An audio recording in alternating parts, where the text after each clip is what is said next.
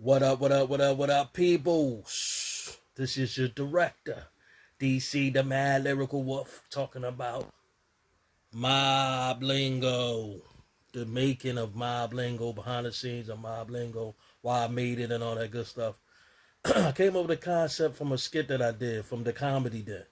If anybody ain't check out the Comedy Den, you need to go on YouTube right now. Go on DC, the Mad Lyrical Wolf channel, and check out the Comedy Den. Episode 1 to 10. Episode 10, the season finale, I do a skit called My Lingo to make fun of the way the mob guys talk and everything. I got the concept from Goodfellas. When it first come on, you hear, talking about everybody calling each other different nicknames for this or that. And I thought it was hilarious. I'm a big fan of the mob movies. Always those entertaining, how they call each other names and the way they be killing each other and all that stuff.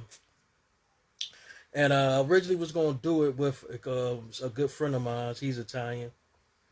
And he was going to play the informant. Because I play an informant, an FBI informant for the mob. And it's supposed to be during the time of 1988, during the rise of John Gotti. And it's a comedy. It's definitely a comedy. I did it as ad-lib. I did it on top of the head. And for some reason, I chose the Gambino family. I could have made up some other name, but I just chose that name. And I ran with it. So I went back, did a short skit on a Comedy Den, and I said, yo, this has some structure. I like how the filter came out with me talking like the mob dude. Because I couldn't do it with the guy I just told you about. We get another chance to hook up to do it. So I said, you know what, man? Let me try to do both characters, the FBI agent and the mob informant. Came out real beautiful, man. Came out better than what I expected. And it's real believable. The way I played the character, the personality of the mob and all that good stuff, how they talk, all that good stuff. Came out real good. The stories I make up, because you watch mob movies, they always coming up with crazy stories, nicknames for each other, crazy stories, how they kill certain people. Come and found out that the stories be true and real. And all these stories is fabricated. That none of them is true stories. Just different names I make up on the spare the dome. And I really like how it came out, man. And came up with the concept because, like I told you, from Goodfellas, I just thought it was always funny, the way they gave each other nicknames and stuff, like I said. A lot of stuff I did in this movie, man. I did the hip-hop reference. It was set in 1988. And I thought that was the rise of hip-hop. That was the golden age of hip-hop when a lot of well-known hip-hop legends, groups, hip-hop artists just came out.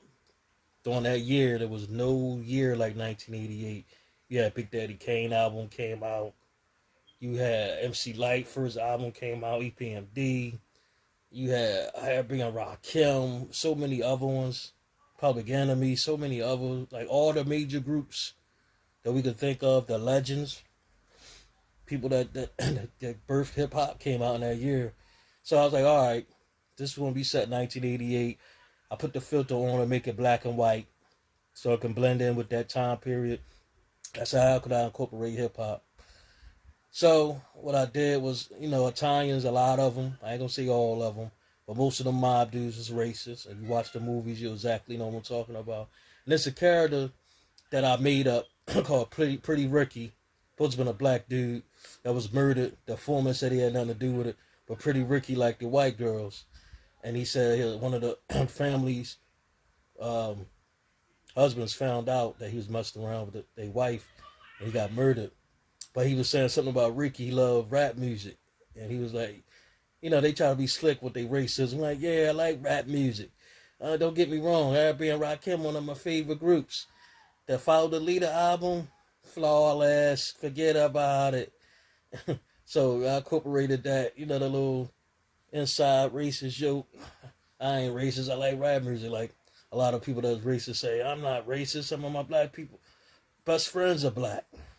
Yeah, right. When did you ever invite them in your barbecues or your little get-togethers for the games and everything like that? Like, really? Come on, really? You know I ain't never been to none of your cookouts or none of your get-together game nights or none of that. So cut it out. You know what I'm saying? But anyway, I incorporated that in there, man.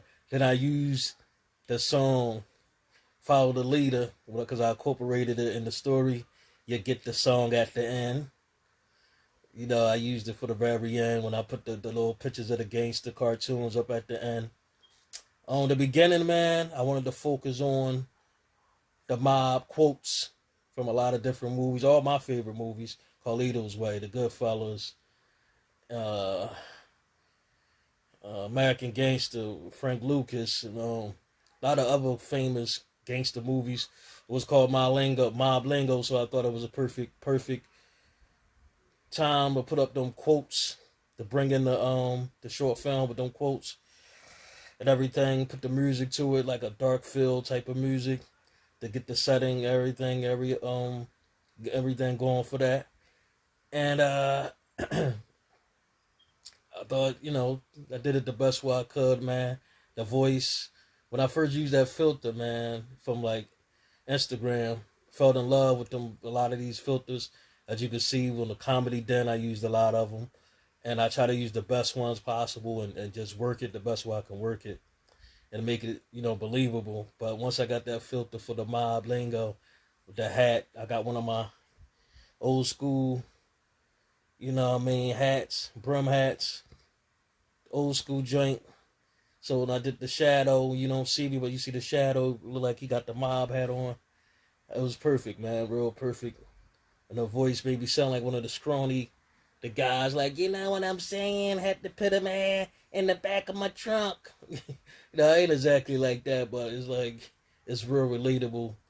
The tone and the attitude and everything of, I try to embody as much as possible from the mob guys' personalities and what they will say and everything like that. I even talk about the different terms at the end of the film, why this term is used, like no Costa Nostra. I supposed to been a clueless FBI agent at that time who just probably got into the FBI or whatever, and I was trying to learn the lingo of the mob. So that's what it's basically about. And I hope everybody enjoyed it, man. There's gonna be a lot of short films coming soon, a lot of more. I got the Squatter Part 2 that's coming out. I'll be behind the scenes talking about that as well. But right now, enjoy Mob Lingo. Peace.